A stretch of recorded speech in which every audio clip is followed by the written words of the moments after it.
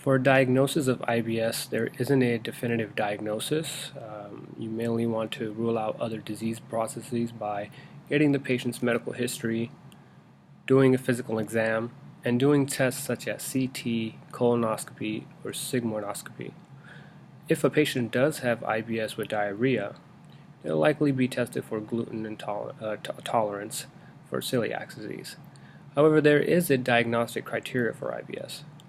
Rome criteria, when a patient has abdominal pain lasting 1 day a week for 3 months, and the Manning criteria, a patient having pain relief by passing stool, having mucus in the stool, or changes in stool inconsistency.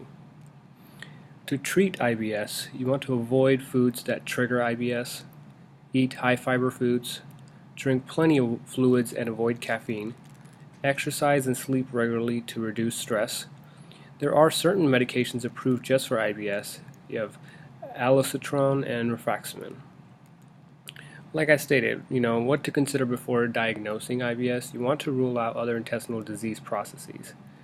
There is a test called a lactose intolerance test. So if you do not produce lactase, you may have similar problems to IBS, like abdominal pain, gas, and diarrhea, which can be sometimes mistaken for IBS. So your provider might tell you to remove dairy from your diet.